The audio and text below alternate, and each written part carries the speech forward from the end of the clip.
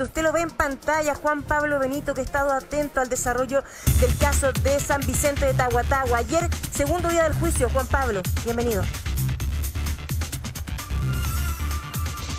Bienvenido a todos el equipo. Estamos en Peumo, desde San Vicente de Tahuatahua nos hemos trasladado, Tonka, hasta Peumo, distante 12, 15 kilómetros, a este lugar, a un matrimonio amigo de la familia. Desde muy pequeño se criaron con Tomás en este pasto donde estoy pisando yo a esta hora de la mañana.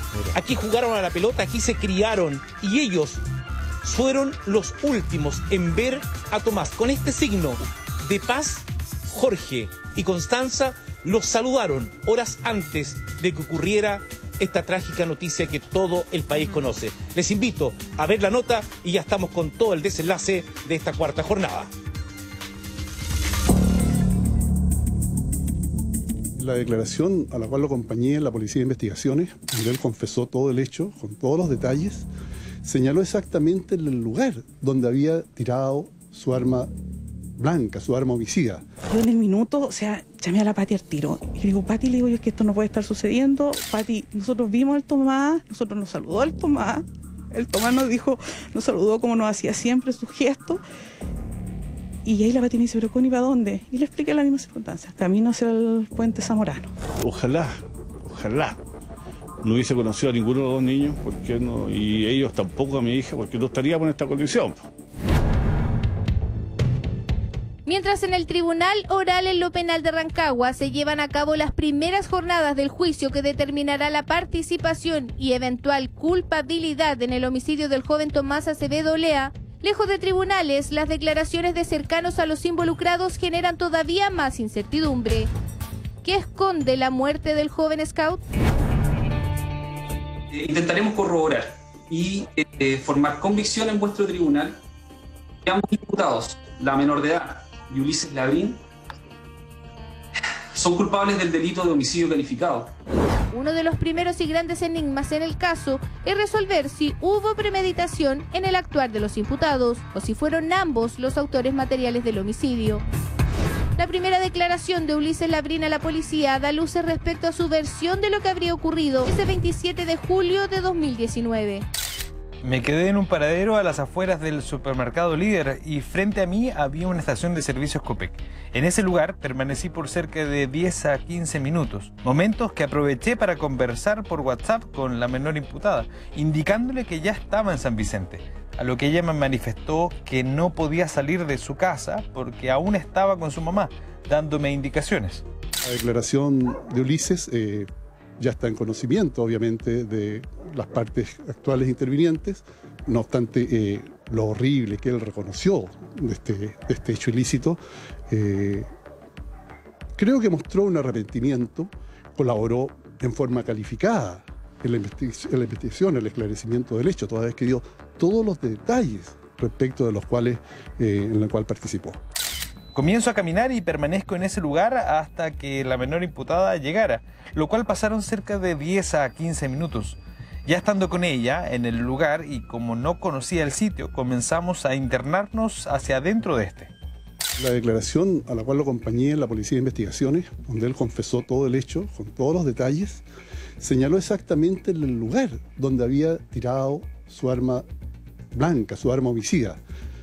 Sin embargo, algunos días después llamé al Ministerio Público para preguntar por el arma y en realidad en el lugar en que se había votado por Ulises, al parecer aún no la encontraban. Acto seguido, la menor imputada le escribe y le envía un mensaje en WhatsApp a Tomás desde su teléfono móvil. A su pregunta, y como todo esto estaba planeado con anterioridad con la menor imputada, la mañana del sábado, cuando nos juntamos en el puente, la menor imputada ya le había enviado unos mensajes a Tomás para que fuera al sector del río, lugar que ella misma había propuesto. Por lo que sí puedo ratificarles yo que este joven, no obstante el reconocimiento de la gravedad del hecho, siempre cooperó inmediatamente en su detención, por eso tuve que ir a asistirlo a su declaración. Continuando con su relato, el ahora imputado entregó reveladores detalles sobre su accionar y el de su acompañante esa jornada.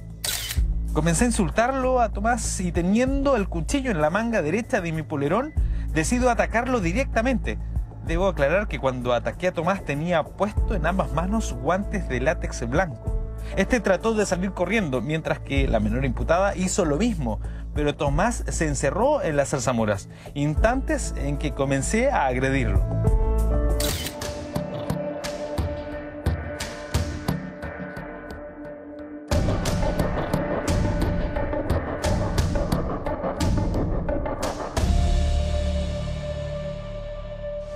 Por un lado se dice que hubo una especie de relación sentimental de mi representada con la víctima, lo cual, anticipo, no podrá a lo menos ser acreditada o probada en la instancia respectiva. Cuando yo estaba agrediendo a Tomás, la menor imputada, se encontraba a 2 metros de ahí. Creo que no lograba ver por la cantidad y la altura de los arbustos, pero sí escuchaba todo lo que pasaba. Luego, y en el mismo lugar, en presencia de la menor imputada, me cambié de ropa por la que traía en la mochila. Aquel día, 27 de julio del año 2019, no solo la vida de la familia de Tomás Acevedo cambió por completo, sino que también de la comunidad de San Vicente y en especial de los amigos y compañeros de colegio y del grupo Scout. El padre de la imputada, en contraposición a cercanos a Tomás, asegura que ambas familias no se conocían, descartando de plano todo tipo de vinculación previa. Bueno, con esta niña se conocen ellos de chico, se conocen de chico ellos, se conocen las madres, nos conocemos, la abuela de esta niña fue profesora mía, tenían algo, pero algo sin nombre. ¿Que las mamás eran amigas? No creo que tenga... O sea, no creo que sea amiga. A lo mejor conocida, pero no amiga. Eso dijo ella, conocida. Conocida, no amiga. Yo sé que pertenecía a un grupo Scout. Yo la vi ahora que pasó esto. Ahora sé quién es.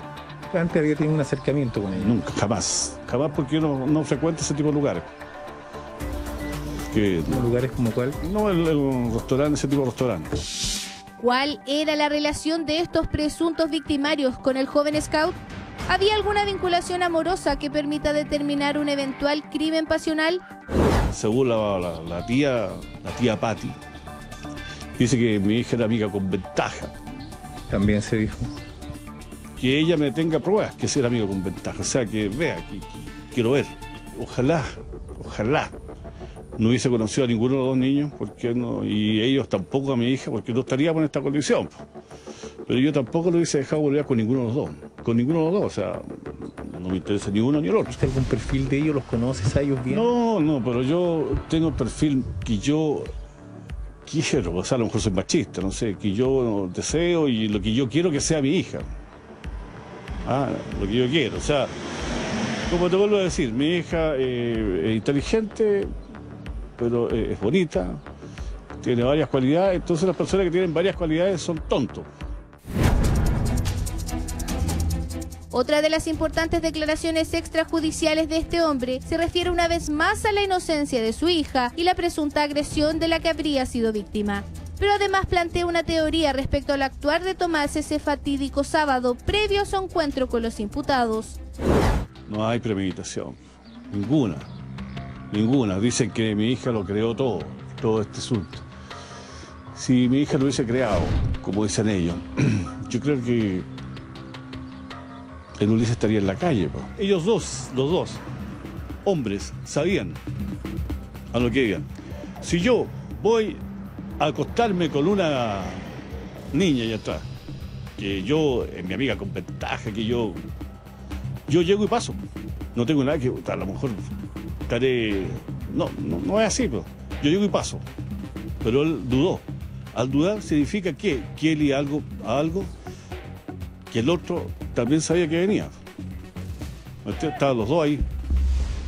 Difícilmente se pueda determinar si Tomás estaba o no al tanto de que en ese encuentro se toparía con Ulises.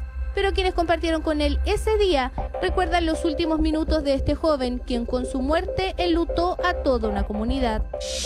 A ver, la imagen del Tomás yo la tengo viva, patente.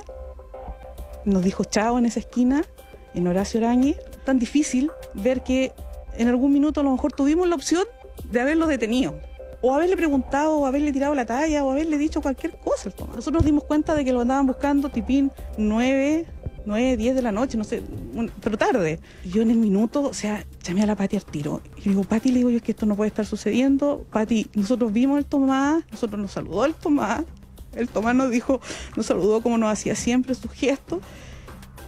Y ahí la Pati me dice, pero Connie, ¿para dónde? Y le expliqué las mismas circunstancias, camino hacia el puente Zamorano. Ese día, claro, llamamos a Patricia y ahí empezó la noche infernal para nosotros también, porque después... ¿Ustedes no volvían aún de San Fernando, sí? No, sí, nosotros devolvimos como a las 4 de la tarde de San Fernando, pero en la noche nos vinimos a enterar que estaba perdido. Entonces nosotros ya cuando le hablamos a Patricia que iba como en esa dirección, después fueron a buscarlo por allá.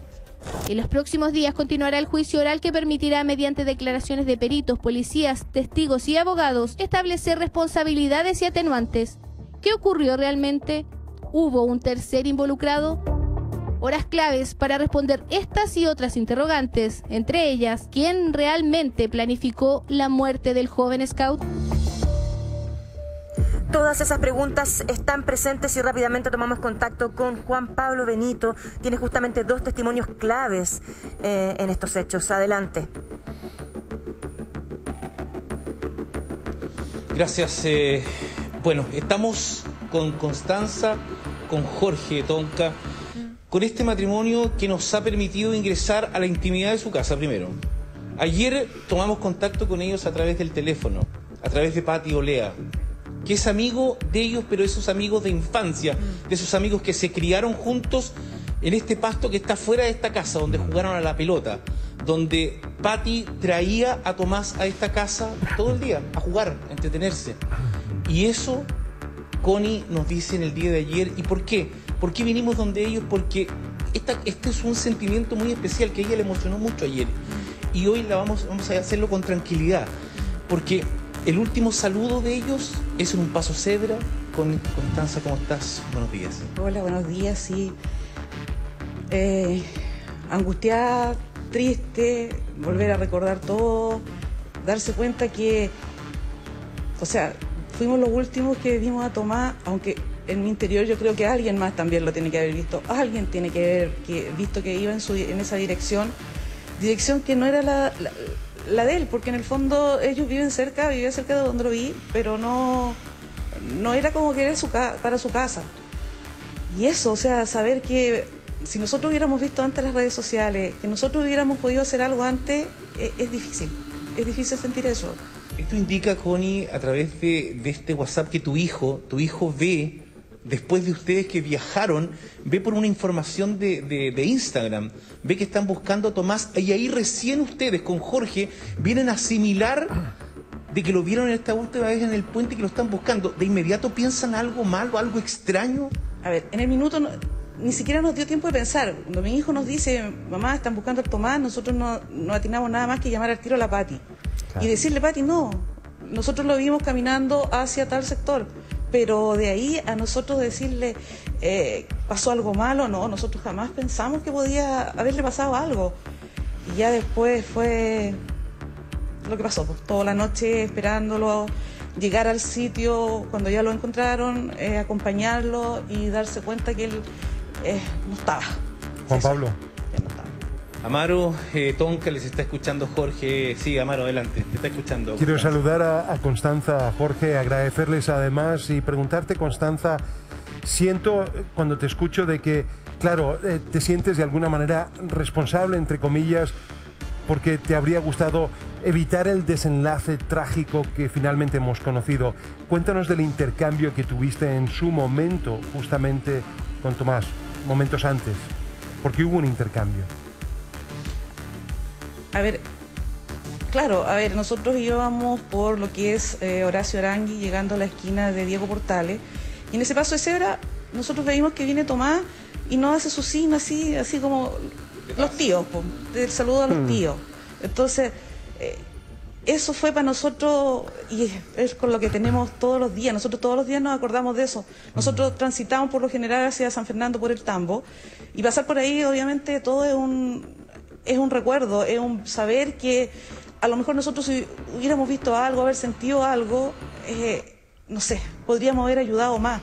De hecho, pienso que a lo mejor si nosotros hubiéramos visto las redes sociales antes, no sé, a las 7, a las 6, no sé, haber llamado antes a Patricia, haber dado cuenta que podíamos haber hecho algo, no sé, es demasiado... ¿Y él te dijo dónde iba? Demasiado triste, desafortunada, no sé. ¿Cómo? ¿Él te dijo dónde iba? No, él no me dijo, si él pasó por... O sea, nosotros no le dimos la pasada en un paso de cebra, eso fue, mira, nada más. O sea, y él nos vio y nos saludó, y nosotros vimos que iba en el dirección. Constanza, primero, una vez más, agradecerte a ti y a Jorge por querer conversar con nosotros. Entendemos que son historias unidas, las de ambas familias, y que Tomás fue parte de tu núcleo cercano. Una de las cosas que más vibra y rebota en esta conversación es el supuesto de que Tomás podría haber abusado de la imputada. ¿Tú qué crees, conociéndolo tan de cerca? ¿Tú crees que eso es verosímil? A ver, yo en lo personal no veo haciendo Tomás una cosa así. O sea, no. Pero creo también que no soy yo la que puede decir si lo hizo o no lo hizo, o juzgar a nadie ni decir nada de eso. Yo lo único que puedo decir es que Tomás, para nosotros, para mí, para mi familia, para mi hijo, para mi sobrino, fue muy, muy querido en nuestra casa. Es hijo de una niña, la Betty para mí es casi mi hermana, o sea, yo la conozco de chica, nos conocemos de chica, entonces hay una relación de amistad. Entonces, que me digan a mí que Tomás fue capaz de hacer eso, es muy, para mí casi imposible, o sea, no.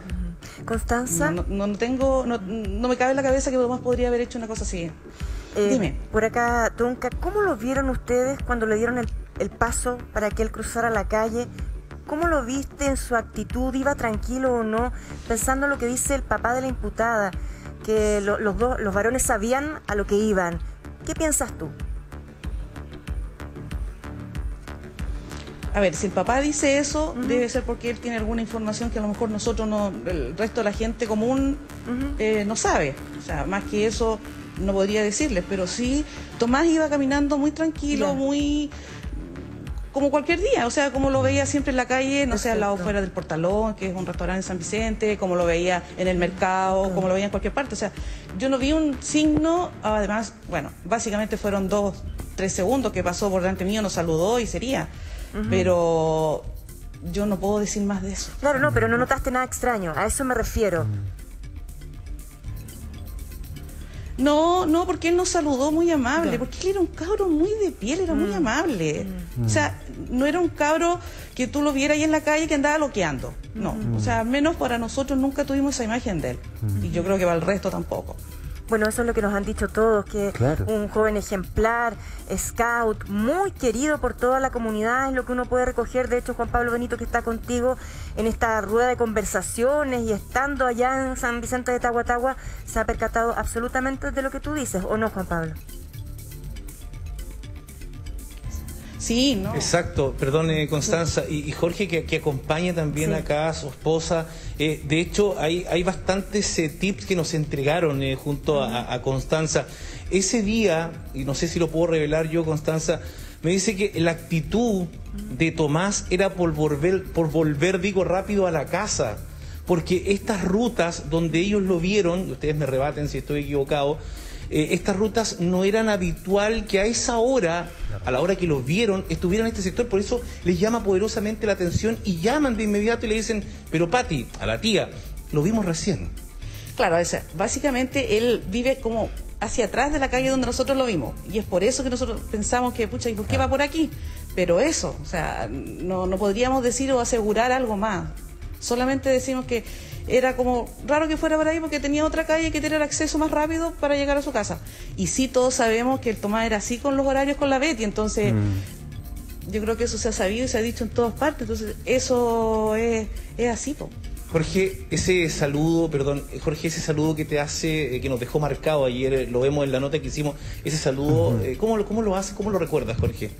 Bueno, buenos días, Tonka. Muy buen día.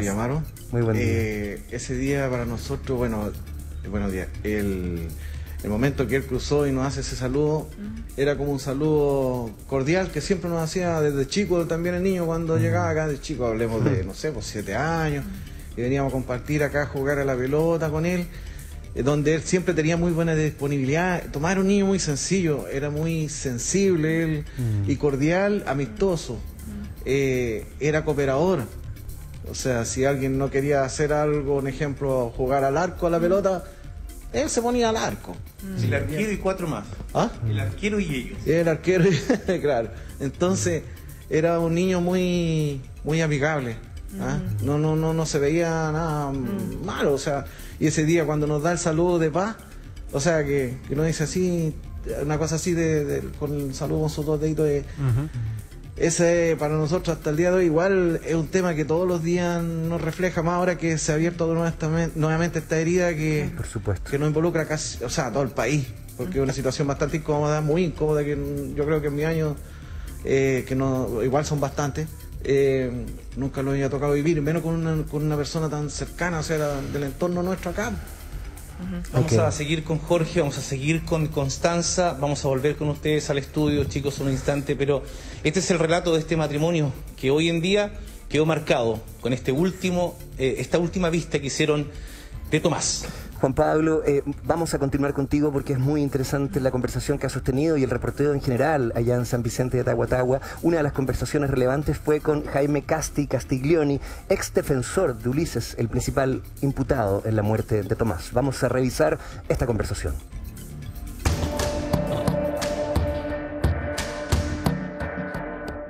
Cuando asumimos su defensa, no obstante lo horrible que él reconoció de este hecho ilícito, creo que mostró un arrepentimiento, pero se daba cuenta, creo que lo dije en su momento, se daba cuenta que ya no había nada que hacer. Ni siquiera él entendía que pedir perdón era una solución a un hecho tan grave. Pero desde sí debo decir que era un joven a ese momento, que tenía una irreprochable conducta anterior, colaboró en forma calificada en la investigación, el esclarecimiento del hecho, toda vez que dio todos los detalles respecto de los cuales en el cual participó.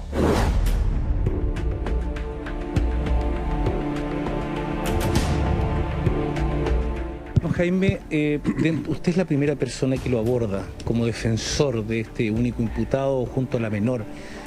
Hay pericias que aún se siguen consultando, el público, nosotros como canal, sobre el arma, sobre esta arma blanca, que ustedes son un gatillante importante de cómo encontrar el arma, porque la policía ni los que estuvieron en el lugar son capaces, por decirlo de alguna manera, de encontrar esta arma blanca.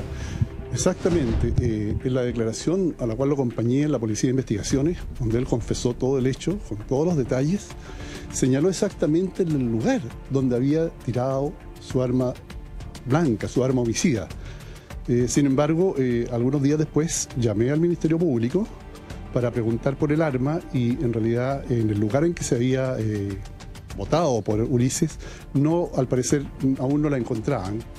Yo a esa etapa después ya como la defensa pública no teníamos su defensa, tengo entendido que el arma nunca fue encontrada, no obstante que él cooperó, incluso diciendo en el lugar en que la había votado. Mira, es un hecho que yo no sabía. Tengo entendido que en el Parque O'Higgins se reúnen grupos tribales, le llaman hoy día, tal vez por la edad nosotros no sabemos mucho en qué consiste. Se reúnen grupos a bailar. Y a esta niña, lo que él me contaba, que la conoció porque a ella le llamó mucho la atención un tatuaje, exactamente, un tatuaje que él tenía, y ahí, por la edad, los jóvenes bailando se conocieron y hubo efectivamente una atracción. Y él efectivamente reconoce que le gustó, me dio la impresión que él estaba enamorado de esta niña, y siguieron una relación normal, pero a distancia. Hasta que ocurrió este hecho donde ella le dice que se habría producido un hecho en el cual necesitaba hablar con él. Él decide venir a San Vicente y lo que sí tengo claro, que él dice que cuando la vino a ver, ella efectivamente le dice que había sido abusada, no sabemos qué tipo de abuso, y que le habría exhibido unos moretones. Y eso determinó a que él le dijera que denunciara, pero que ella se habría negado por otros hechos anteriores que él dio la explicación, pero eso yo creo que es parte de la investigación que posteriormente no me corresponde a mí, porque hay un deber de confidencialidad. Yo solo puedo decir lo que él me autorizó en ese momento a señalar. Ahora tiene un defensor privado que corresponde que a él se le hagan las consultas respecto de su defendido. Pero lo que sí puedo ratificarles yo que este joven, no obstante el reconocimiento de la gravedad del hecho, siempre cooperó inmediatamente en su detención, por eso tuve que ir a asistirlo a su declaración.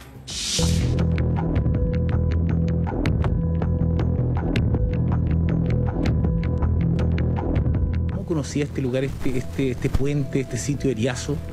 Mira, la verdad es que San Vicente es una ciudad pequeña, es muy fácil, ahí tenían un contacto permanente ellos por WhatsApp, por teléfono. Escuchaba una noticia que decían que el lugar era muy lejano a San Vicente. La verdad es que uno va a pie y se demora 10-15 minutos al puente Zamorano, son lugares cercanos. ¿Cómo él tuvo conocimiento? Él no lo conocía antes el lugar, pero obviamente entiendo que si uno pregunta por el puente Zamorano o le dice dónde va a llegar. O sea, ¿Él había visitado San Vicente antes? Sí, él había visitado a su polola, por así decirlo, 2 o 3 veces antes. Incluso me pareció bastante creíble también lo que señala que efectivamente que cuando él la venía a visitar, él dormía él dormía abajo, o sea, no dormían juntos. O sea, una relación bastante aparentemente normal. Ahora, ¿él dónde sale después de cometer el hecho? ¿Dónde se refugia antes que lo pille la policía? Él se va a su casa. Él se va a Wynn, ahí se deshace del arma, se deshace de la ropa. ¿Teléfono? Del teléfono. El teléfono, no recuerdo, también lo botó, pero no recuerdo si fue hallado o no, si fue incautado por la policía. Pero él señaló exactamente en su operación dónde estaba el arma, dónde estaba el teléfono, todo para que se aclarara en forma sustancial la investigación por parte de la policía. Defensores tienen una ideología muy especial sin duda y toda la experiencia que manejan ustedes. ¿Qué habrá pasado con estas 300 y algo puñaladas que mencionan? ¿Cuál es la hipótesis de usted como defensor? ¿Son así tal las 300 puñaladas o puede asimilarse a otra cosa? Mira, hasta donde yo pude participar en la defensa del imputado, solo tuve acceso no al informe de autopsia definitivo, sino a una autopsia preliminar que le llaman. Efectivamente, las heridas eran bastantes, pero por lo que yo pude apreciar, me da la impresión que no todas las heridas eran de la agresión que sufrió este joven scout.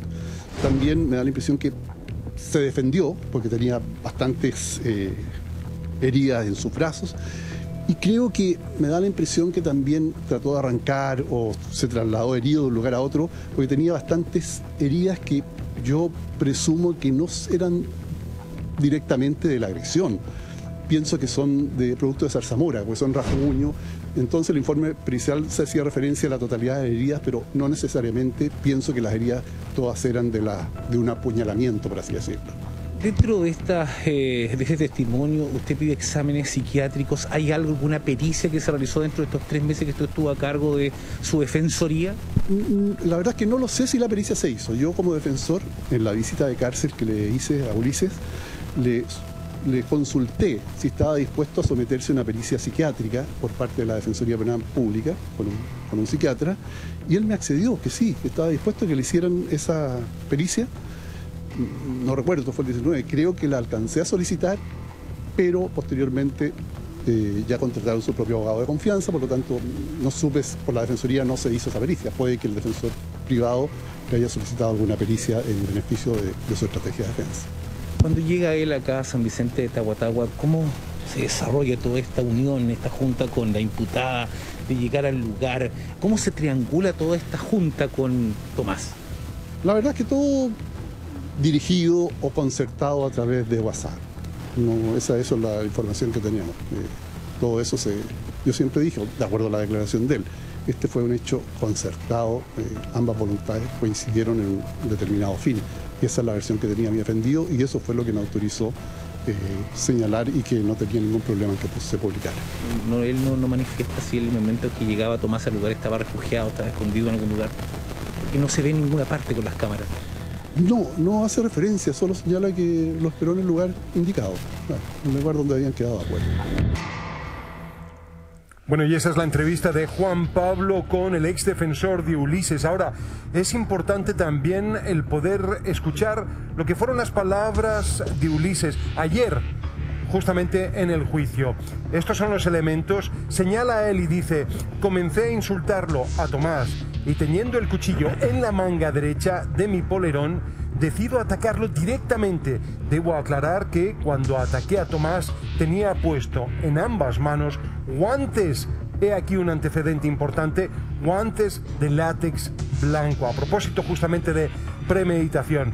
Este trató de salir corriendo, mientras que la menor imputada, o en estos momentos la posible coautora, hizo lo mismo. Pero Tomás se encerró en las zarzamoras, instantes en que comencé a agredirlo, es lo que señala Ulises, quien siempre, verdad, ha estado bastante dispuesto a prestar testimonio en una actitud colaborativa, según su defensor.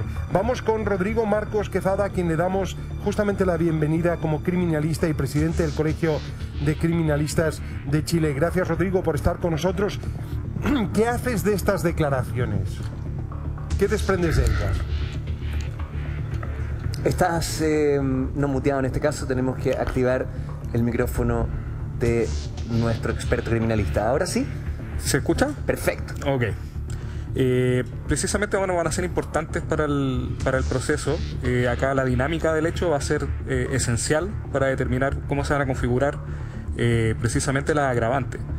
Y tal como tú mencionabas, el hecho de que mencionaba de que él ya llevaba guantes, de que llevaba un arma, también se desprende de que llevaba incluso una muda de ropa. Eso te habla precisamente de que hubo una premeditación para cometer el delito.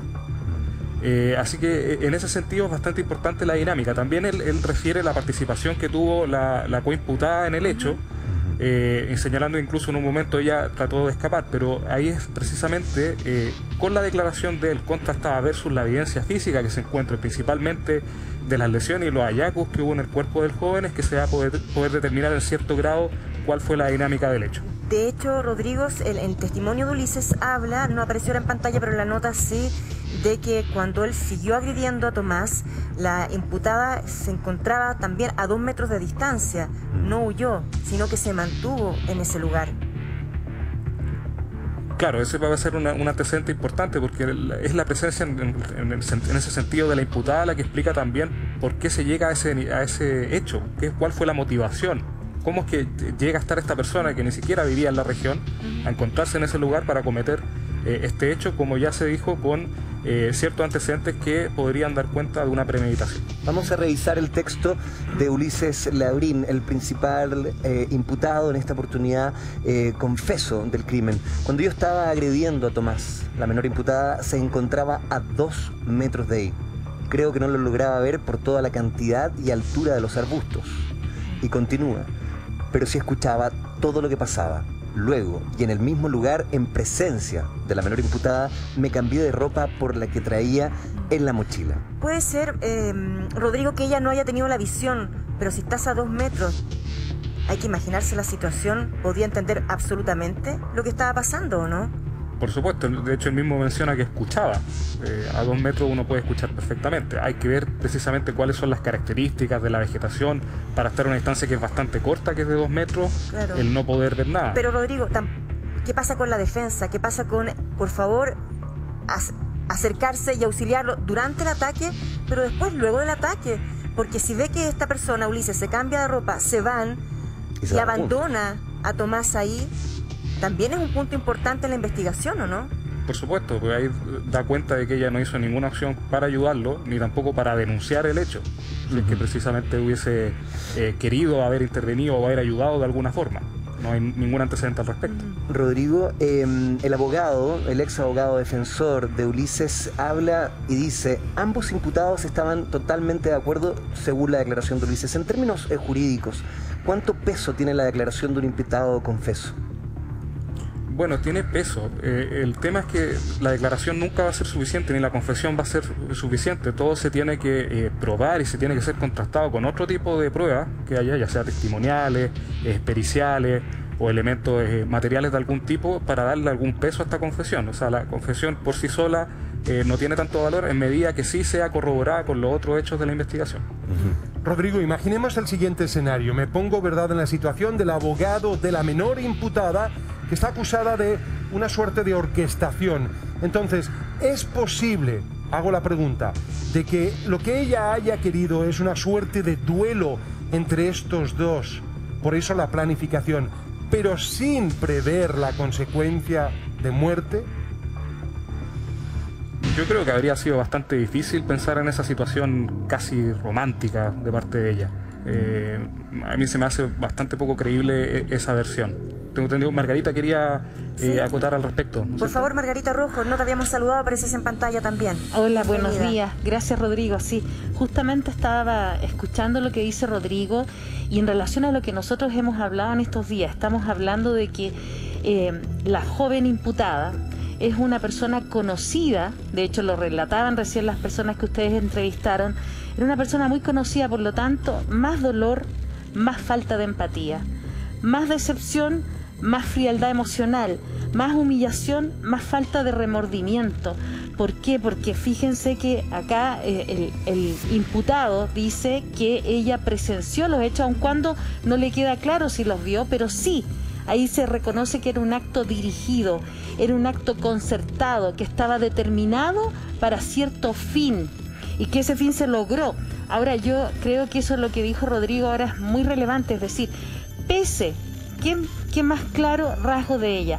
Pese a que ella habría escuchado, ¿no es cierto? Habría escuchado, ella no pidió ayuda, no intentó ayudar, no hubo ningún comportamiento que denotara el arrepentimiento, que es lo que estábamos hablando en el caso del otro imputado. Yo creo que eso hay que destacarlo y eso nos va dando luces de ciertas características de personalidad que se están desarrollando y algunas probablemente ya se estén cristalizando en la imputada. Margarita, sí, para poder contextualizar, y yo voy a hacer también una suerte de contrapuntos. Esto es lo que dice Ulises ayer, justamente en el juicio. Comencé a insultarlo, a Tomás, teniendo el cuchillo en la manga derecha de mi polerón. Decido entonces en ese momento atacarlo directamente. Debo aclarar que cuando ataqué a Tomás, tenía puesto en ambas manos guantes de látex blanco. Pero además, puede ser, yo sé que van a ir a la... podemos retroceder porque hay un punto importante, porque él tenía escondido el cuchillo, o sea... Así es. Son dos personas que tenían, había un problema, lo podrían haber solucionado, me imagino, de otra forma, podría haber comenzado así una pelea, pero este joven Ulises... ¿Pero sabes con qué me quedo yo? ¿Con qué? Me quedo con el aspecto de que tiene los guantes, porque, por último, mira, observemos lo siguiente, a partir de los testimonios sabemos que hay una desproporción entre el tamaño físico y la fortaleza de un hombre y otro. Convengamos que puede haber sido una suerte de duelo, que esta chica, en una actitud veleidosa, orgullosa, cita a dos hombres para que puedan efectivamente pero para chocar Tomás, entre sí. De pronto no un duelo, sí una discusión, sí arreglar las cosas. Las cuentas. Claro, pero yo pienso que si hubiera visto el cuchillo, podría haber huido, pero pues lo tenía escondido. Ulises, en esa desproporción que hay de tamaño, va con un cuchillo. Pero supongamos, Margarita, y aquí estas son las hipótesis que en estos momentos están hablando, supongamos que la menor imputada no sabía de eso. Pero ¿y por qué los guantes de látex? Esa es la interrogante. Margarita, ¿por qué la muda de ropa? Claro, todas esas preguntas de alguna forma responden a que la hipótesis que se plantea la defensa, particularmente de la imputada, se caiga. ¿Me entiendes? Porque estos elementos que tú estás mencionando, Amaro, le sirven a un investigador para sostener una hipótesis o para descartar otra. Y en este caso no se sostiene lo que ellos están planteando, porque fíjate que inclusive en una de las declaraciones, y esa declaración, fíjate que habría que aclararlo también, Amaro, porque entiendo que en el juicio está todo hermético, entiendo que eso es una declaración policial. Dentro de los trascendidos de los testigos y de las cosas que se dijeron, se decía que ella lo estaba esperando, inclusive, eso es lo que se dice, no me consta, pero sí salió en algunas ediciones del programa, que estaría con toallitas o esperándolo, ¿no?, para que de alguna manera él se limpiara, es decir, estaba con la muda de ropa. Con un hecho de sangre.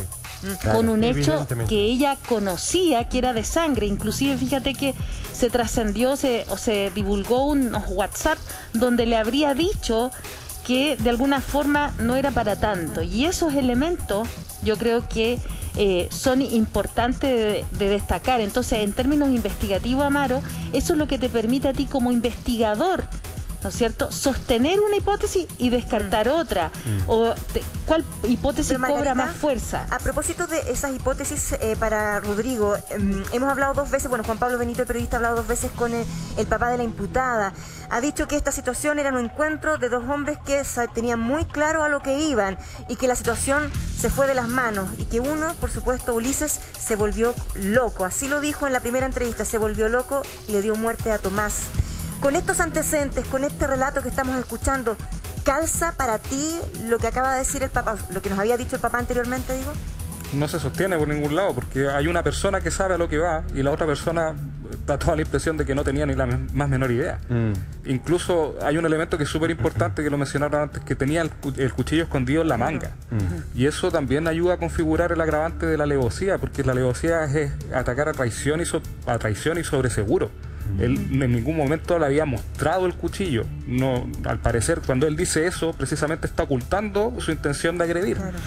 Margarita, a mí me sorprende mucho todo este relato, concuerdo con lo que señala Rodrigo. No me imagino que un joven como él, como las características que hemos observado, porque hemos visto profusas imágenes de Tomás, alegre, guitarrero, mago, siempre con una sonrisa, que se concerte con la que era, comillas, su polola o amiga con ventaja, para ir a un lugar desierto, arreglar ciertas deudas o temas pendientes con un otro desconocido. Suena totalmente inverosímil, pero lo que no podemos entender es el volumen de la agresión. Podemos llegar a imaginarnos que hay un acuerdo aquello, el ensañamiento, y más aún con los datos que entrega Ulises Labrín, el principal inculpado, de que esta señorita estaba presenciando el hecho. ¿Qué lees tú de todo esto, Margarita? Propongo leer esa parte, Almer, si nos ayudan, para luego conteste tu pregunta, porque va... ¿Te parece? Perfecto. Comencé a insultarlo, a Tomás, y teniendo el cuchillo en la manga derecha de mi polerón, decido atacarlo directamente. Debo aclarar que cuando ataqué a Tomás tenía puesto en ambas manos guantes de látex blanco. ¿Y ahora lo que viene es lo substancial también? Este trató de salir corriendo, mientras que la menor imputada hizo lo mismo, pero Tomás se encerró en las zarzamoras instantes en que comencé a agredirlo. ¿Qué lees de este cuadro, Margarita? Bueno, ahí lo que hemos visto, o sea, en esta declaración que él hace, una de las cosas que queda claro es que efectivamente ellos se concertaron, hay un objetivo, un fin, y que hay de alguna manera, hay un acuerdo. Además también, fíjate que lo que tú mencionabas, el perfil de la víctima es un perfil de una persona alegre, feliz de lo que estaban contando. Y fíjate que es una persona que inclusive va confiada a esa reunión. No va con actitud, inclusive los testigos que lo vieron decían que lo saludaron, o sea, él no se veía nervioso, no se mostraba preocupado, él iba tranquilo. Y recordemos que también fue a plena luz del día, es decir, ¿no es cierto?, a mitad del día, entre las 2 y la 1 de la tarde, entiendo.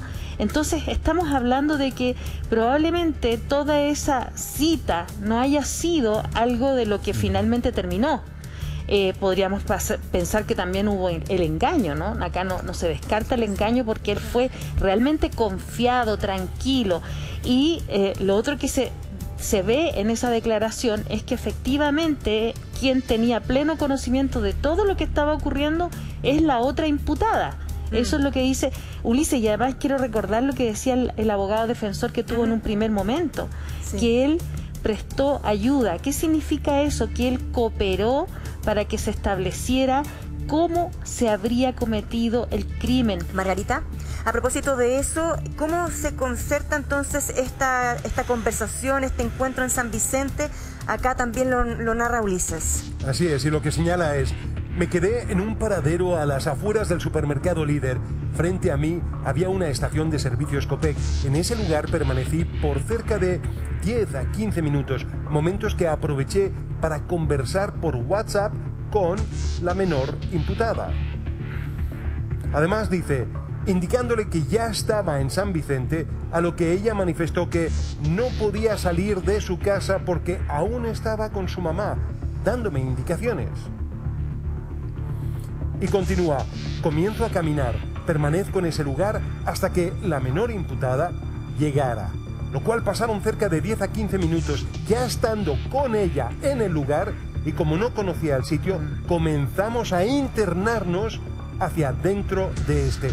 Y por último remata señalando: acto seguido, la menor imputada le escribe y le envía un mensaje en WhatsApp a Tomás desde su teléfono móvil a su pregunta, y como todo esto estaba planeado con anterioridad con la menor imputada. Qué terrible.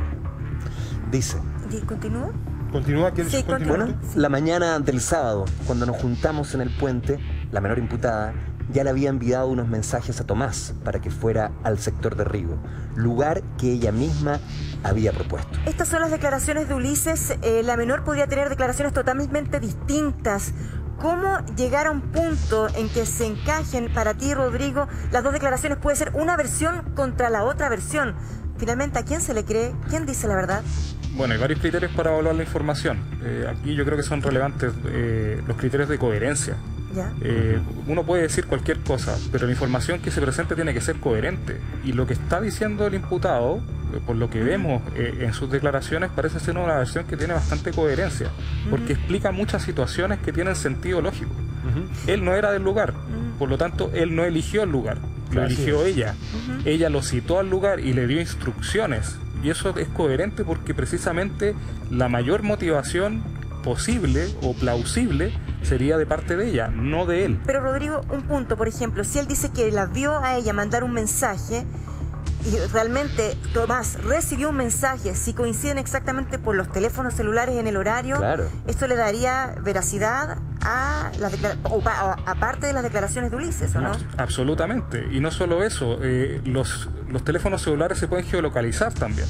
Entonces, a partir de la información registrada en la antena, a través de métodos que pueden ser de triangulación o multilateralización, uno puede determinar el área geográfica en que se encontraba el teléfono al momento de hacer ese envío de comunicación por WhatsApp. Eso también es otro elemento que ayuda en el fondo a determinar la dinámica del hecho.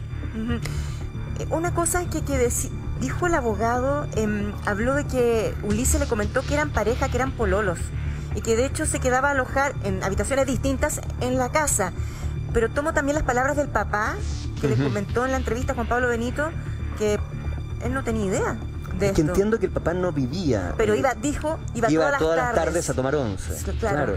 Margarita, ¿tú manejas algún detalle acerca de aquello? Porque las versiones o los dichos del padre de la imputada son bastante contradictorias con todo lo que hemos escuchado.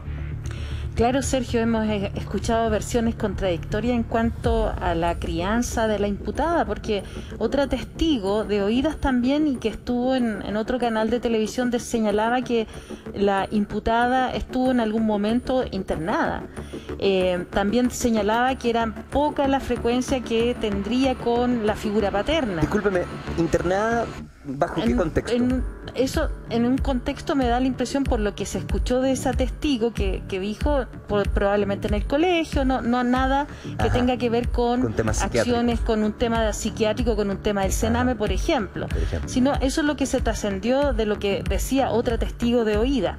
Y fíjate que me gustaría también retomar y reforzar un poco lo que planteó Rodrigo, porque en realidad justamente lo que él decía permite, dentro de la criminodinámica, establecer los hechos, ¿no? Porque lo que él decía, la coherencia claramente del imputado permite establecer esos elementos, las máximas de la experiencia y los principios de la lógica.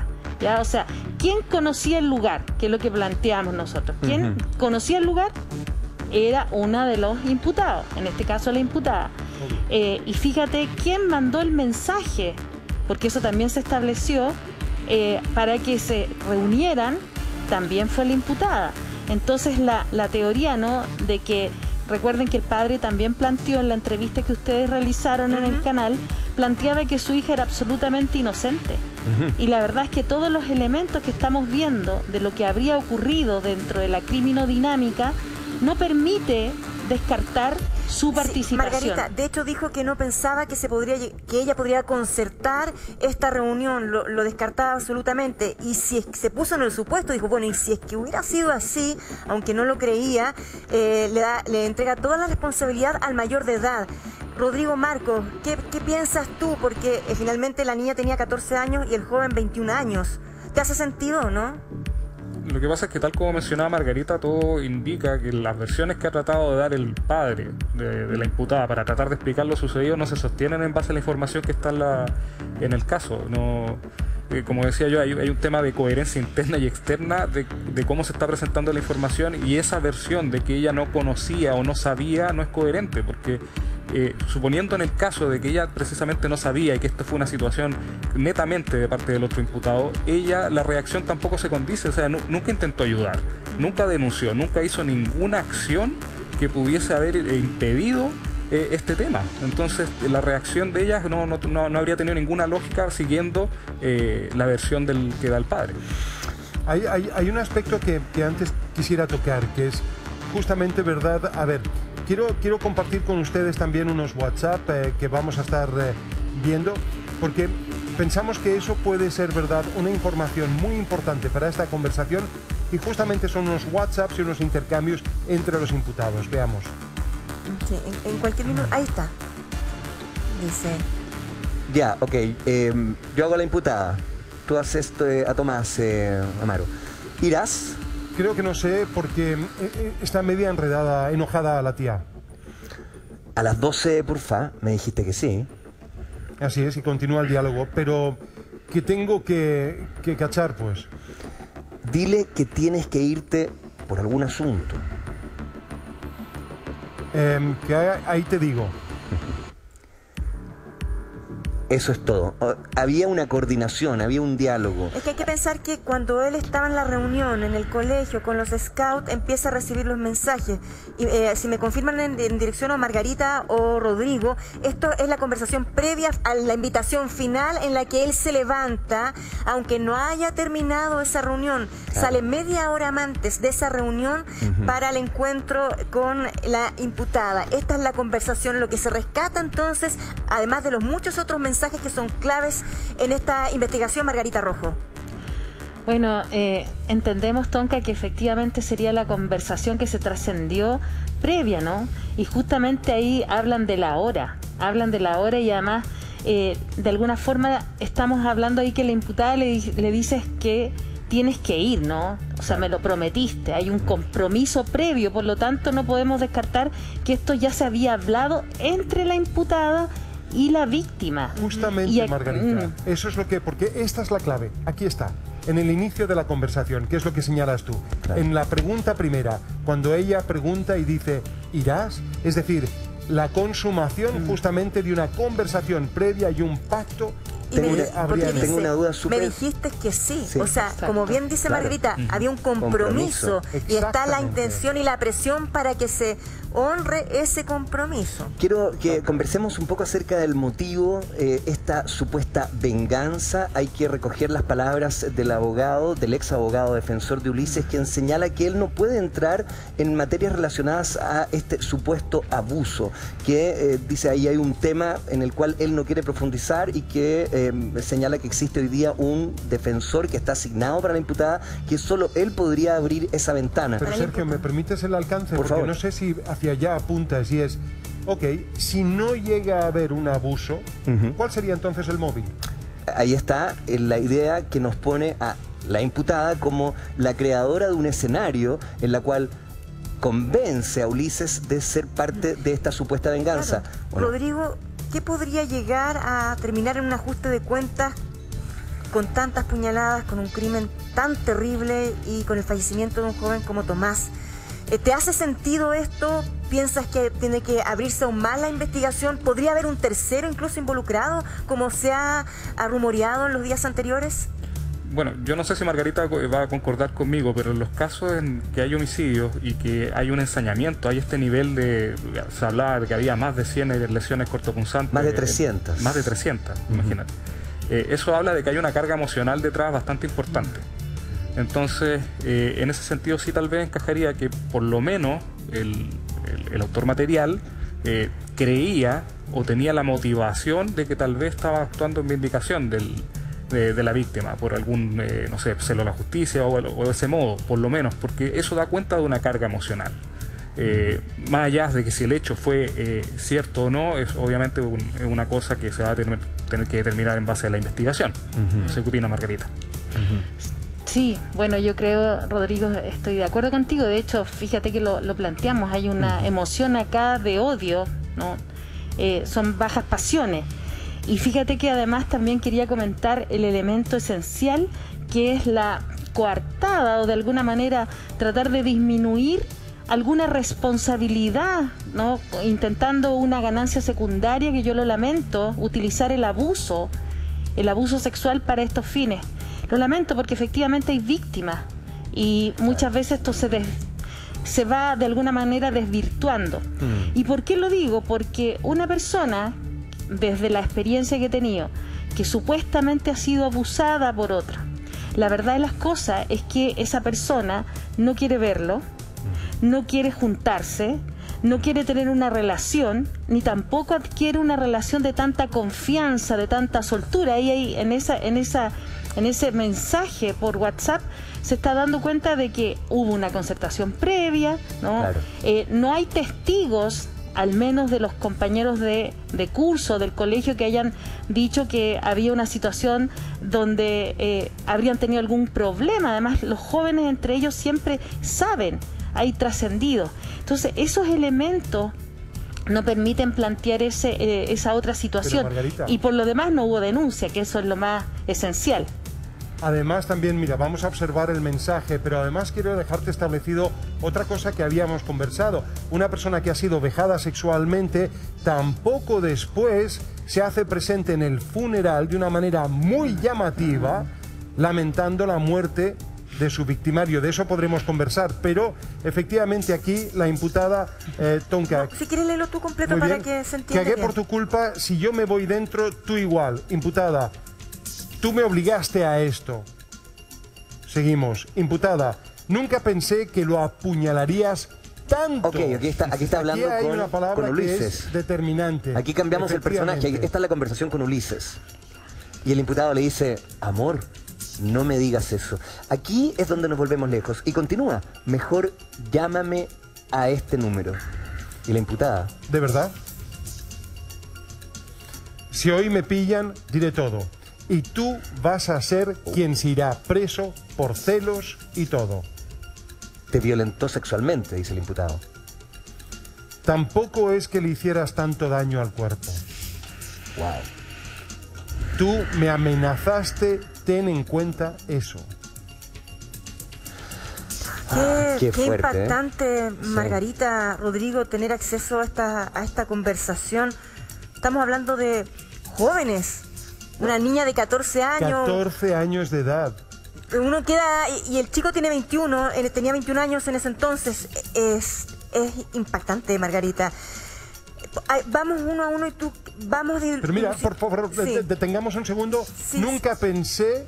Porque ahí hay un aspecto, ¿verdad?, que es importante. Paso a paso y podemos hacer hincapié. Nos detienen cuando hayan aspectos que son, a su juicio, medulares. Cagué por tu culpa. Si yo me voy dentro, tú igual. Imputada continúa. Tú me obligaste a esto. Imputada continúa. Nunca pensé que lo apuñalarías tanto. Margarita, esa frase, nunca pensé que lo apuñalarías tanto. Esa frase da cuenta de que claramente sabía que lo iba a apuñalar. Pero no tanto. Pero no tanto. No tanto, dice. Pero ¿no? me desconcierta esto. Tú me obligaste a esto. Explíqueme este aspecto. Explíqueme esto porque esto no me cuadra. Lo que pasa es que nosotros entendemos también, Amaro, que hay conversaciones entre ellos. Recuerda que también ellos se llaman por teléfono y dicen, amor, no me digas eso. O sea, deben haber hablado algunas cosas. ¿Quién sabe a qué la habrá obligado, ¿no? Y no necesariamente tiene que ver con el hecho delictivo, porque el segundo mensaje que envía dice, nunca pensé, o sea, ella tenía conocimiento de que lo iba a hacer, pero no tanto, ¿no?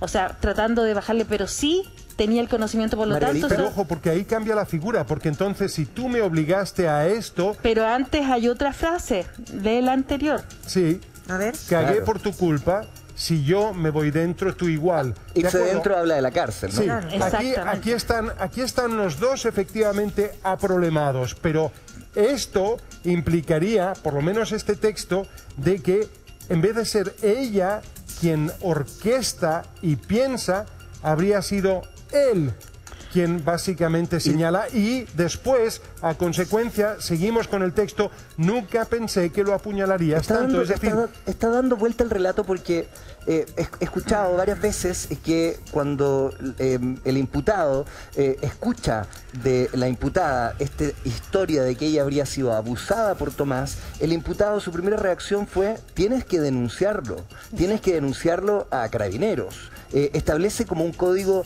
de legalidad para enfrentar esta situación. De lo correcto, Sergio, hay que decirlo, porque nos recuerda que nos están escuchando muchas personas y estas no son las formas de resolver esos hechos. O sea, para eso estamos en un Estado de Derecho, se puede denunciar, habrá que investigar y se tienen que establecer los hechos. Y fíjate que eso que estábamos viendo recién, esa frase, dice: tú me obligaste a esto. No podemos descartar que a lo mejor los planes de ella eran otros. A lo mejor, no, yo estoy poniendo una hipótesis, no estoy asegurando esto, pero a lo mejor esa frase de que tú me obligaste a esto, a lo mejor ella habría planificado otra cosa. Y finalmente accedieron a lo que ocurrió en ese momento, en ese día. Claro. ¿No? Porque además, disculpa Tonka, pero la respuesta de él es una respuesta bien sumisa, no es una respuesta donde la increpa o la reta, ¿no?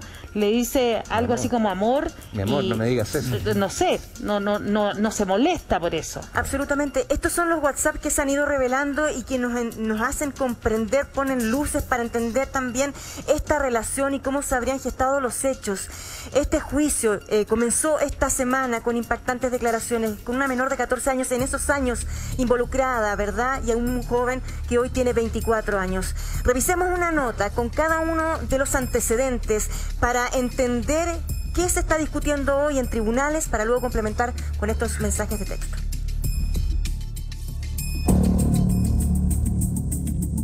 La declaración a la cual lo acompañé en la Policía de Investigaciones, donde él confesó todo el hecho, con todos los detalles, señaló exactamente el lugar donde había tirado su arma blanca, su arma homicida. Yo en el minuto, o sea, llamé a la Pati al tiro y le digo: Pati, le digo yo, es que esto no puede estar sucediendo. Pati, nosotros vimos al Tomás, nosotros nos saludó el Tomás nos dijo, nos saludó como nos hacía siempre, sus gestos. Y ahí la Pati me dice: ¿pero Connie, para dónde? Y le expliqué la misma circunstancia: camino hacia el puente Zamorano. Ojalá no hubiese conocido a ninguno de los dos niños, porque no, y ellos tampoco a mi hija, porque no estaríamos en esta condición.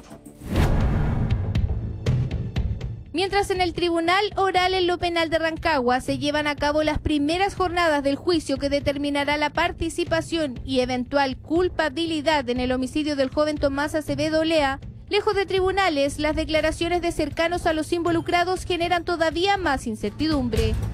¿Qué esconde la muerte del joven scout? Intentaremos corroborar y formar convicción en vuestro tribunal que ambos imputados, la menor de edad y Ulises Labrín, son culpables del delito de homicidio calificado. Uno de los primeros y grandes enigmas en el caso es resolver si hubo premeditación en el actuar de los imputados o si fueron ambos los autores materiales del homicidio. La primera declaración de Ulises Labrín a la policía da luces respecto a su versión de lo que habría ocurrido ese 27 de julio de 2019.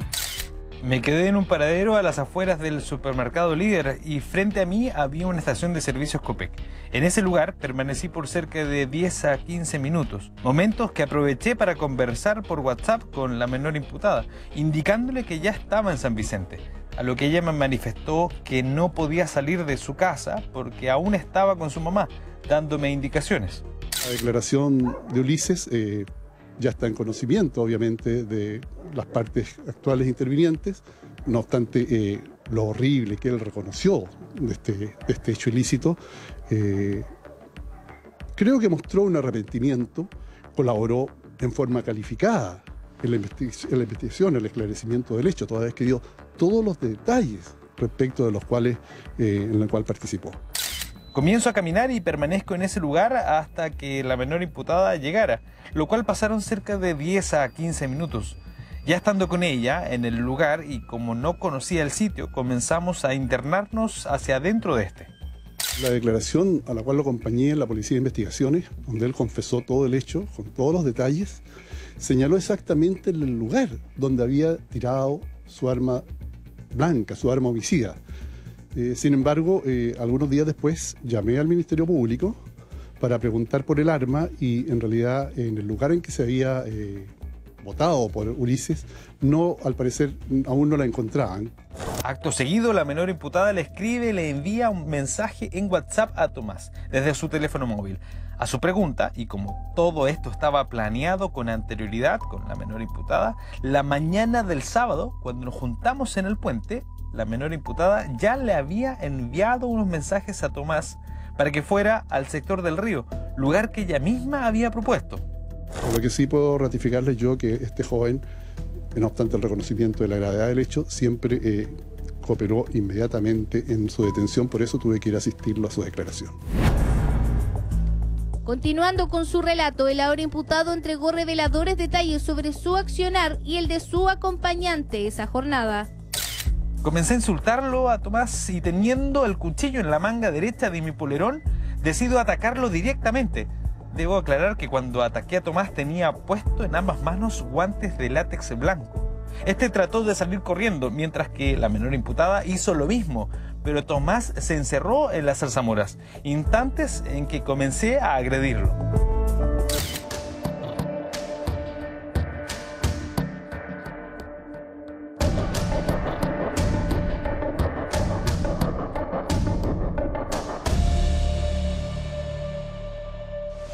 Por un lado se dice que hubo una especie de relación sentimental de mi representada con la víctima, lo cual, anticipo, no podrá a lo menos ser acreditada o probada en la instancia respectiva.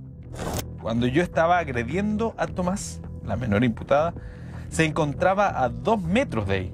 Creo que no lograba ver por la cantidad y la altura de los arbustos, pero sí escuchaba todo lo que pasaba. Luego, y en el mismo lugar, en presencia de la menor imputada, me cambié de ropa por la que traía en la mochila. Aquel día, 27 de julio del año 2019, no solo la vida de la familia de Tomás Acevedo cambió por completo, sino que también de la comunidad de San Vicente y en especial de los amigos y compañeros de colegio y del grupo Scout. El padre de la imputada, en contraposición a cercanos a Tomás, asegura que ambas familias no se conocían, descartando de plano todo tipo de vinculación previa. Bueno, con esta niña se conocen ellos de chico. Se conocen de chico ellos, se conocen las madres, nos conocemos, la abuela de esta niña fue profesora mía, tenían algo, pero algo sin nombre. ¿Que las mamás eran amigas? No creo que no tenga... O sea, no creo que sea amiga. A lo mejor conocida, pero no amiga. Eso dijo ella, conocida. Conocida, no amiga. Yo sé que pertenecía a un grupo Scout. Yo la vi ahora que pasó esto. Ahora sé quién es. Antes había tenido un acercamiento con ella. Nunca, jamás. Jamás porque yo no frecuento ese tipo de lugares. ¿Lugares como cuál? No, el restaurante, ese tipo de restaurante. ¿Cuál era la relación de estos presuntos victimarios con el joven Scout? ¿Había alguna vinculación amorosa que permita determinar un eventual crimen pasional? Según la tía Patti, dice que mi hija era amiga con ventaja. También se dijo. Que ella me tenga pruebas que sea amiga con ventaja. O sea, que vea, que quiero ver. Ojalá no hubiese conocido a ninguno de los dos niños, porque no, y ellos tampoco a mi hija, porque no estaríamos en esta condición. Pero yo tampoco lo hubiese dejado volver con ninguno de los dos. Con ninguno de los dos, o sea, no me interesa ni uno ni el otro. ¿Tienes algún perfil de ellos? ¿Los conoces a ellos bien? No, pero yo tengo el perfil que yo quiero, o sea, a lo mejor soy machista, no sé, que yo deseo y lo que yo quiero que sea mi hija. Lo que yo quiero, o sea, como te vuelvo a decir, mi hija es inteligente, pero es bonita, tiene varias cualidades, entonces las personas que tienen varias cualidades son tontos. Otra de las importantes declaraciones extrajudiciales de este hombre se refiere una vez más a la inocencia de su hija y la presunta agresión de la que habría sido víctima. Pero además plantea una teoría respecto al actuar de Tomás ese fatídico sábado previo a su encuentro con los imputados. No hay premeditación, ninguna. Dicen que mi hija lo creó todo este asunto. Si mi hija lo hubiese creado, como dicen ellos, yo creo que el Ulises estaría en la calle. Po. Ellos dos, los dos, hombres, sabían a lo que iban. Si yo voy a acostarme con una niña allá atrás, que yo, mi amiga con ventaja, que yo llego y paso. No tengo nada que, a lo mejor estaré... No es así, pues. Yo llego y paso. Pero él dudó. Al dudar significa que él y algo que el otro también sabía que venía. Estaban los dos ahí. Difícilmente se pueda determinar si Tomás estaba o no al tanto de que en ese encuentro se toparía con Ulises. Pero quienes compartieron con él ese día recuerdan los últimos minutos de este joven, quien con su muerte enlutó a toda una comunidad. A ver, la imagen del Tomás yo la tengo viva, patente. Nos dijo chao en esa esquina, en Horacio Arañez. Tan difícil ver que en algún minuto a lo mejor tuvimos la opción de haberlo detenido. O haberle preguntado, o haberle tirado la talla, o haberle dicho cualquier cosa al Tomás. Nosotros nos dimos cuenta de que lo andaban buscando tipín 9, 10 de la noche, no sé, pero tarde. Y yo en el minuto, o sea, llamé a la Pati al tiro. Y digo, Pati, le digo yo, es que esto no puede estar sucediendo. Pati, nosotros vimos al Tomás, nosotros nos saludó el Tomás nos dijo, nos saludó como nos hacía siempre, sus gestos. Y ahí la Pati me dice, pero Connie, ¿para dónde? Y le expliqué las mismas circunstancias, camino hacia el puente Zamorano. Ese día, claro, llamamos a Patricia y ahí empezó la noche infernal para nosotros también, porque después... Ustedes no volvían aún de San Fernando, ¿sí? No, sí, nosotros devolvimos como a las 4 de la tarde de San Fernando, pero en la noche nos vinimos a enterar que estaba perdido. Entonces nosotros ya cuando le hablamos a Patricia que iba como en esa dirección, después fueron a buscarlo por allá. En los próximos días continuará el juicio oral que permitirá, mediante declaraciones de peritos, policías, testigos y abogados, establecer responsabilidades y atenuantes. ¿Qué ocurrió realmente? ¿Hubo un tercer involucrado? Horas claves para responder estas y otras interrogantes, entre ellas, ¿quién realmente planificó la muerte del joven scout? Bueno, vamos a volver y quiero recordarle a la audiencia de que tenemos pocos elementos de navegación. Algunos son justamente información que se desprende de la carpeta investigativa. Otras declaraciones que habría hecho el principal imputado, Ulises, a la PDI. Dicho eso, entonces, configuremos la situación que se está dibujando aquí. Tú, como imputada y como menor, señalas y me dices a mí, yo siendo Ulises, yo he sido vejada sexualmente. Eso puede ser verdadero o falso. Ojo, no está establecido. Pero sobre esa base y sobre esa información, ¿qué es lo que ocurre? Ulises inmediatamente, ¿verdad?, te señala, tienes que denunciarlo. Así es. No se denuncia, ante lo cual entonces Ulises dice, muy bien, aquí habrá un ajuste de cuentas. Ahí hay una suerte de pacto. ¿Qué es lo que se traduce justamente de esta conversación? Pacto en el cual tú cobras un rol protagónico porque además has tenido ya una conversación previa con Tomás donde comienzas a preguntarle justamente, irás a este encuentro. Te comprometiste conmigo. Exactamente. Y ahí entonces podemos entender todo lo que se desprende después, posterior, en ese diálogo que hay con el WhatsApp. No sé si podemos retomar el diálogo que comienza justamente con el irás, porque es fundamental. Hay efectivamente una concertación previa. Este es el diálogo de la imputada con Tomás, sí. Claro. Creo que no sé, porque está media enojada la tía. Este es Tomás que está respondiendo ante esta citación que habría sido concertada previamente, donde la imputada dice a las 12, por favor, me dijiste que sí. Es decir, ¿verdad? Ya habría un compromiso en esta citación. Tomás no sabía a lo que iba. Y ahí tenemos la conversación efectivamente donde Ulises señala en sus declaraciones a la PDI de que él tenía un cuchillo dentro del polerón, guantes de látex, una mochila con ropa, una mochila con cambio de ropa, y ella sabía lo que iba a pasar. Y de esta otra conversación se desprende lo que dice ella. Esto es el texto que le escribe a Ulises, la imputada. Dice, nunca pensé que lo apuñalarías tanto. Y en eso para Margarita y para Rodrigo, podría haber sido casi que se hayan concertado para generar un susto. Se los pregunto porque cuando uno ve la nota, escucha y lee estos WhatsApp, pero escucha al papá que dice, esto era una cosa entre dos hombres, lo iban a arreglar, pero uno de ellos se volvió loco. coincide con el texto de la imputada, ¿o no, Margarita? Nunca pensé que lo apuñalarías tanto. No, Tonka, no coincide. ¿Y por qué? Porque aquí estamos hablando de que ella sabía que iban a haber apuñaladas. Eso, ahí dice, nunca pensé que iba a ser tanto, ¿no? Por lo tanto, dejan eso. Ahora, eso es otro elemento importante, porque ahí hay una conducta que claramente es delictiva, ¿no? O sea, está descrita por la ley, eso es un delito, es típica, es antijurídica, y de alguna manera saben que eso tiene elementos de culpabilidad. O sea, la persona que está escribiendo, en este caso la imputada, sabe las consecuencias de esa conducta, o sea, sabe que está cometiendo un delito, que eso es un delito. Y otra cosa, Tonka, que para las personas que nos están escuchando en su casa, si es o no es cierto el abuso sexual, no es materia, pero sin embargo hay que dejar claro, porque no lo sabemos, no podemos saberlo. Exacto. Sí, a mí me pasa pero sí algo, podemos, pero déjame terminar. Pero sí debemos aclarar que no obsta que una persona pueda tomar justicia por sus propias manos. Eso hay que dejarlo en claro. Ya no podemos decir si ocurrió o no ocurrió, pero sí podemos plantear aquí claramente que no obsta para que una persona tome la justicia por sus propias manos, porque cae en el delito, cae en un crimen. Clarísimo. Sí, Vamos a escuchar una declaración del abogado Jaime Casti Castiglioni, el ex defensor de Ulises, que puede darnos algunas luces acerca de la conversación que sostenemos. Mira. Bailando se conocieron y hubo efectivamente una atracción.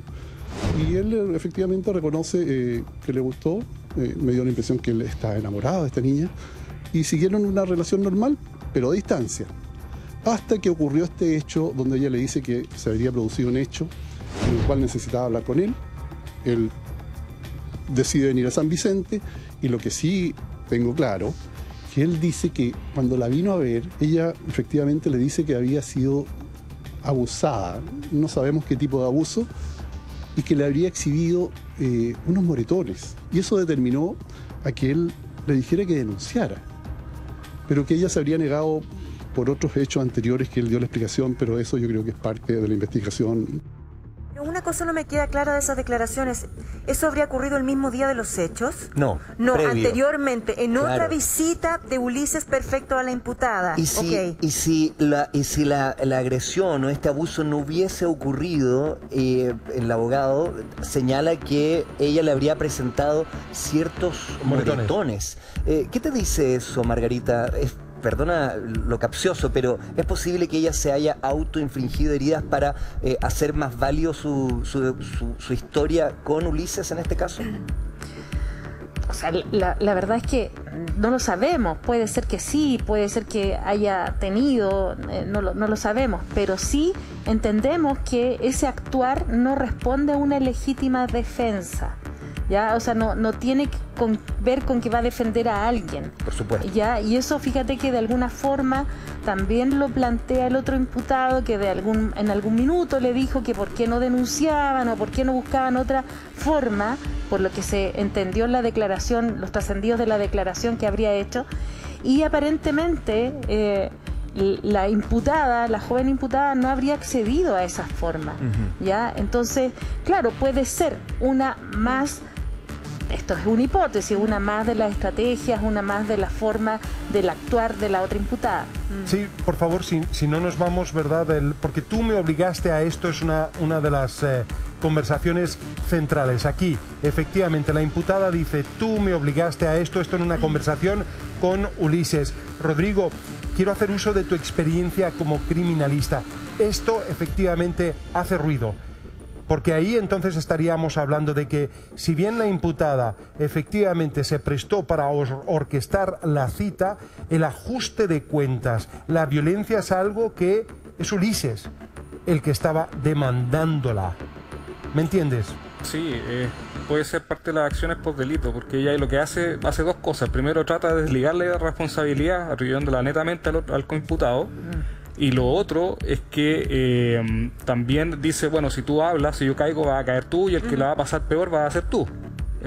hace una amenaza explícita en ese sentido. Entonces eso te habla también de los rasgos de la capacidad de manipulación que tenía esta menor sobre el imputado. Pero Rodrigo, podría ser porque estos mensajes ella los envía después de que los hechos están totalmente, claro, consumados y ya encontraron a Tomás, y me imagino las pistas estaban cerca de ella y de Ulises.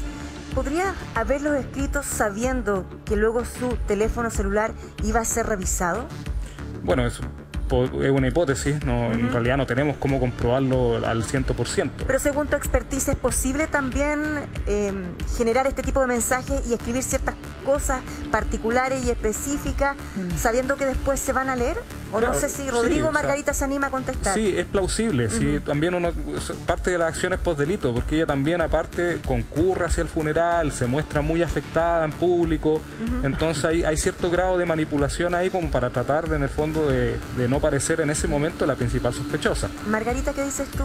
O sea, estoy de acuerdo con Rodrigo, porque lo estábamos conversando delante. Fíjate que también, Tonka, el día martes, el día de los funerales, la imputada no solo estuvo con la madre, ella estuvo haciendo, ¿no es cierto?, la guardia, sino que además dio una entrevista en televisión. Claramente esa entrevista tuvo que ser sacada porque era menor de edad, pero fíjate que de la entrevista se ve esa situación, habla bien inclusive de la víctima, y eso llama la atención, no hay ninguna afectación. Por lo tanto, sí podríamos pensar que podrían responder a actos manipuladores, es decir, ella conoce sus acciones. Piensa tú que lo que le está imputando la Fiscalía, la teoría de la Fiscalía y en la parte querellante es que esto fue premeditado, es decir, concertado, planificado. Por lo tanto, no podríamos descartar que al momento, ¿no es cierto?, de haber sido descubierto el crimen, ella no haya podido seguir planificando o programando situaciones, manipulando situaciones, porque sería, en hipótesis, un rasgo de su personalidad previo y por lo tanto puede seguir accionando, si no se va a desaparecer ese rasgo y esa capacidad que ella tendría. Quiero poner un punto con respecto a lo mismo que está señalando de todos los WhatsApp que hemos leído. Ella es la que dirige la conversación, ella es la que pide al otro que vaya, que venga, que responda. Ella es la que siempre lleva el control de la conversación con ambos personajes. De una u otra manera, ¿qué podemos leer de aquello? ¿Qué podemos recoger de esa acción en el texto en la cual ella siempre gobierna el estado de la conversa? Claro, eso es lo que además, fíjate, Sergio, que es además lo que describieron algunos testigos que conocen, porque San Vicente de Tahuatahua es un lugar pequeño donde se conocen las personas de mucho tiempo. Es más, fíjate que la persona que nos contaba hoy día decía que se conocían desde pequeños, desde niños, desde infantes. Entonces conocen, y ellos describieron que los otros testigos, que la personalidad de ella era bastante dominante, que era una persona que el padre la describe inclusive inteligente, bonita, era como esas características que de alguna forma estaban siendo destacadas en ella, ¿no? Y fíjate que esos elementos permiten de alguna manera perfilarla a ella en este sentido. Bueno, ahí hay elementos efectivamente a considerar. Tenemos aquí estos diálogos que hemos tratado de desmenuzar, en definitiva, para tratar de establecer quién en este homicidio es, por así decirlo, el títere, quién el titiritero.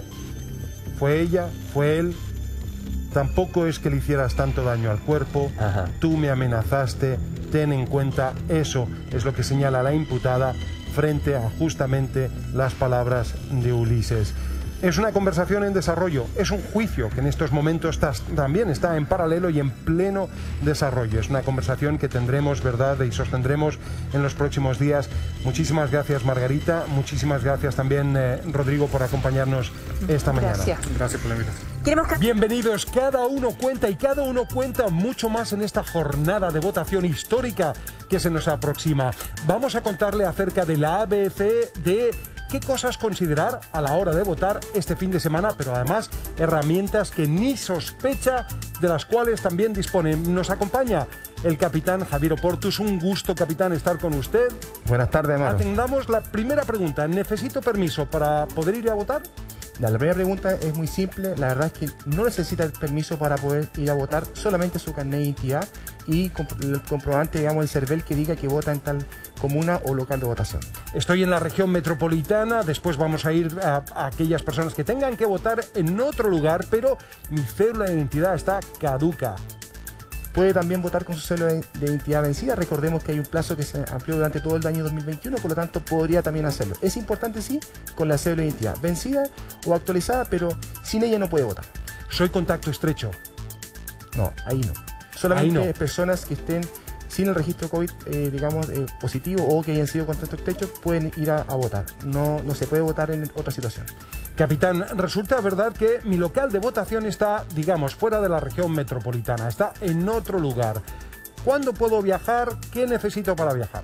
Bien, recordemos que las personas que votan fuera de su comuna de residencia o región de residencia pueden hacerlo a contar ya de hoy, día jueves 13, y para regresar a su lugar de residencia pueden hacerlo hasta 48 horas después de terminadas las votaciones. O sea, hasta el martes. Hasta el martes. Recordemos que esto es una jornada histórica, son 2 días que primera vez que vivimos en el país una votación de esta envergadura, por lo tanto los servicios también de nosotros como carabineros están dispuestos, sobre todo en el terminal de buses. Vamos a tener una amplia cantidad de gente y afluencia que venga llegando desde región, incluso también a votar acá a Santiago. Y eso también está dispuesto, los servicios preventivos para poder apoyar a las personas, para poder indicarles también los pasos a seguir en esta jornada electoral. Entonces, para finalizar la pregunta, Amaro, las personas que vengan desde provincia pueden hacerlo con su carnet de identidad, además un comprobante del CERVEL que diga que efectivamente vota en la región metropolitana o que desde la región metropolitana necesitan desplazarse a otro sector, ya sea al norte o al sur. ¿No puedo andar con un colectivo familiar para la ocasión? Por supuesto que no, solamente las personas que están habilitadas para votar. Y eso es importante porque la recomendación de la autoridad acá es que no se haga esto de un paseo familiar. Solamente aquellas personas que tengan que ir a votar a otro lugar con sus respectivos documentos pueden hacerlo. Adultos mayores, personas con capacidades diferentes, ¿cuándo es recomendable que voten? ¿Y a partir de qué hora van a estar los centros de votación abiertos? Bueno, los locales de votación van a estar a contar de las 8 de la mañana hasta las 18 horas ambos días y efectivamente se ha establecido un horario de criterio para que los adultos mayores puedan votar entre las 14 y 18 horas. Pero el llamado acá nuevamente es a tener, como persona, ¿cierto? Ver si hay una persona de tercera edad que quiera votar y yo soy una persona joven que le puedo acceder mi puesto, eso no hay ningún problema. Y siempre también se ha hecho en este tipo de votaciones que automáticamente personas de tercera edad o con alguna persona con alguna capacidad diferente se le atiende de forma inmediata y se pasa al lugar de votación. Se la voy a poner un poco más difícil porque claro, siempre abunda el pillo, el listo. ¿Qué ocurre, verdad, si estoy paseando? ¿Cómo acredito efectivamente o qué van a exigir ustedes para acreditar que la persona va al lugar de votación o viene de él? Efectivamente, todas las personas que van a votar tienen que tener el comprobante que van a votar al lugar de votación. Y lo que no pueden hacer es pasar, por ejemplo, a comprar el pan o a otro tipo de actividad. Siempre tienen que dirigirse hacia su lugar de votación. Y si quiero ir a comprar el pan, ¿qué negocios van a estar abiertos? Solo los negocios que van a atender durante estos 2 días de elecciones van a ser aquellos que estén atendidos por sus propios dueños. Recordemos que este sábado domingo es feriado irrenunciable, por lo tanto, centros comerciales o grandes tiendas no van a estar abiertos. Si quiero, verdad, ir a comprar el pan, resulta que estoy en el local, voy a tener que requerir un permiso porque me pueden quizá fiscalizar. Así es, Amaro, recordemos que las comunas que se encuentran en fase 1 y fase 2 tienen, como una fase 1, 2 permisos a la semana, cuales puedo utilizar uno de lunes a viernes y el otro el fin de semana. No podemos utilizar ambos, durante el fin de semana. Y en fase 2, y hay muchas comunas también acá en Santiago que están en fase 2 tengo solo un permiso el fin de semana, por lo tanto ese tendría que yo utilizar para poder ir a hacer otro tipo de actividad que no sea o distinta a la que se debe votar. ¿Qué ocurre con el delivery? ¿El delivery funciona?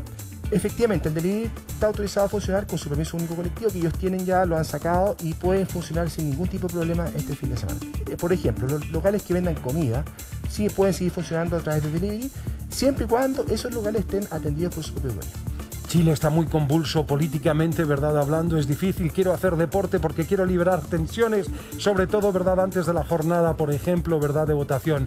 ¿Lo puedo hacer? ¿Esa franja va a estar abierta? La franja deportiva no ha sufrido ningún tipo de modificación, así que desde el día sábado, domingo, desde las 5 de la mañana hasta las 10 de la mañana pueden hacer deporte en la franja deportiva y pueden posteriormente ir a votar sin ningún tipo de problema. Perfecto. Y cuénteme acerca de ya otra consideración que también es importante. Estos son 2 días de votación. ¿Qué van a hacer ustedes para asegurar y resguardar las urnas? Bueno, la verdad es que son 2 días de harto trabajo, Amaro. Aquí la comunidad requiere de un profesional, un carabinero profesional cercano y que esté atendiendo sus dudas y consultas. Hemos desplegado más de 13.500 carabineros en los locales de votación. Incluso en la región de los lagos y los ríos tenemos mucho más actividad que acá, porque estamos a cargo de todo el proceso eleccionario. Y acá en Santiago tenemos desplegado nosotros en anillos, hemos determinado anillos, el primer anillo, segundo y tercer anillo, para poder estar cerca de las personas. Y el primer anillo va a estar en la entrada de los establecimientos educacionales donde las personas van a ir a sufragar y vamos a poder atender todos sus tipos de requerimientos y asesorías que ellos requieran en cuanto a este proceso eleccionario. Mi madre tiene 75 años, me gustaría ayudarla justamente a llegar al centro de votación de la manera más cómoda posible. ¿Van a estar esas calles completamente bloqueadas o habrá un libre acceso justamente si lo amerita? Libre acceso, y esto va a estar regulado, insisto, por los anillos que vamos a tener desplegados en los colegios para poder entregarle facilidad a aquellas personas que no se puedan desplazar por sí solas o que necesariamente requieren llegar al frontis del establecimiento educacional. Eso siempre se ha hecho, y acá, por ejemplo, si una persona va en silla de rueda, por ejemplo, el vehículo ingresa hasta el frontis del establecimiento, deja a la persona y posteriormente la vuelve a buscar. Eso no hay ningún tipo de problema y eso, insisto, van a estar todos los carabineros desplegados en este lugar para poder atender todo este tipo de requerimientos que tenga la comunidad. A propósito, sí, una gran pregunta también. Uno quiere tomarse de repente una cervecita por ahí, no me responda. ¿Podré hacerlo? ¿No podré hacerlo? Todo eso, pero a la vuelta de la pausa. Estamos aquí en Bienvenidos, cada uno cuenta. Se viene una jornada histórica de votación y todavía no sé por quién votar. ¿Le ha pasado? Si le ha pasado, le vamos a dar a conocer en breve una herramienta que es francamente extraordinaria para saber quién es quién, quiénes son finalmente las personas que se postulan a los distintos cargos en mi respectiva localidad. Pero antes quedó una pregunta, además también de varias pendientes. Capitán, hay para quienes la cerveza, la copita de vino es casi como el pan de todos los días. ¿Se podrá efectivamente ir a la botillería? A ver, recordemos que este sábado y domingo hay en región una ley seca, y es una ley seca extraordinaria que se va a iniciar el día sábado a las 5 de la madrugada y se va a extender hasta el día domingo después de las elecciones, 2 horas después de esta. Es decir, 15 ya en adelante van a poder abrir nuevamente las botillerías. Durante todo este periodo, 5 de la mañana, desde el día sábado hasta el 18 horas del día domingo, no va a poder vender botillería o estar abiertas al público. Perfecto, clarísimo. ¿Dónde vota usted? Yo en Calera de Tango. Calera de Tango, muy bien. Entonces usemos el ejemplo justamente del capitán para poder mostrar qué es lo que ocurre aquí. Esta es una aplicación, recuerde usted, www.visorterritorial.cl. Gentileza del Ministerio de Bienes Nacionales y también del CERVEL. Y lo que es interesante es que yo, por ejemplo, ¿verdad? Aquí arriba donde dice el alcance, Calera de Tango, por ejemplo, y voy a escribir Calera de Tango. A su vez, ¿verdad? Voy a poner también la región donde me encuentro, región metropolitana, y a partir de eso voy a tener un interesante desglose acerca de todas las opciones que yo tengo. Es interesante porque si vemos, se divide, ¿verdad?, la información y me van a dar cuenta, por ejemplo, de cuáles son las condiciones de salud que hay a propósito del COVID en ese respectivo lugar. Después, lo que se me va a dar es la información a su vez también de todos los locales de votación. Yo ahí me tengo que dirigir al local de votación que me corresponde. Y ojo, es interesante porque si pongo, por ejemplo, ¿verdad?, el local Calera de Tango, acá, ¿verdad?, me da la dirección, pero no es suficiente. Puedo pinchar, ir con Google Maps y me van a señalar cuál es el transporte que debo tomar para llegar a esa localidad. Hay más información todavía porque aquí estarían todos los locales, ahí lo vemos diseminado en la pantalla. Esto es amigable también en el teléfono, si tienen un smartphone puede también utilizarlo. Pero otra cosa que yo encontré muy útil es lo siguiente, y es que evidentemente aquí voy a tener la información de quién es el gobernador que postula a mi región. Recordemos que este es un hito nuevo en esta elección. Antes no lo habíamos tenido. Otro hito, los constituyentes. Largas listas de constituyentes. Muy bien. Aquí vamos a conocer en su respectiva localidad quiénes son los constituyentes que se postulan. Otro dato, verdad, interesante y muy oportuno, que me parece además también aquí un gesto importante, y es los constituyentes de los pueblos originales. Me están dando, verdad, de los pueblos originarios, digo, quiénes son y dar a conocer los alcaldes y también los concejales que están compitiendo. Todo eso para poder tener un voto bien documentado, bien ilustrado a la hora de votar y no estar pensando en el momento. Capitán. Un gusto, y es una herramienta muy buena, como yo explicaba recientemente, para que la gente pueda estar informada. Recordarle a la gente que esto es un periodo eleccionario extraordinario, nunca antes vivido. Vamos a estar desplegados en todos los locales de votación para atender todos sus requerimientos desde muy temprano hasta altas horas de la noche. Muchísimas gracias, capitán. Y aquí nos despedimos. Nos esperamos mañana aquí en Bienvenidos, Cada Uno Cuenta. Un gusto, capitán. Gracias por acompañarnos. Gracias. Bueno, estupendo.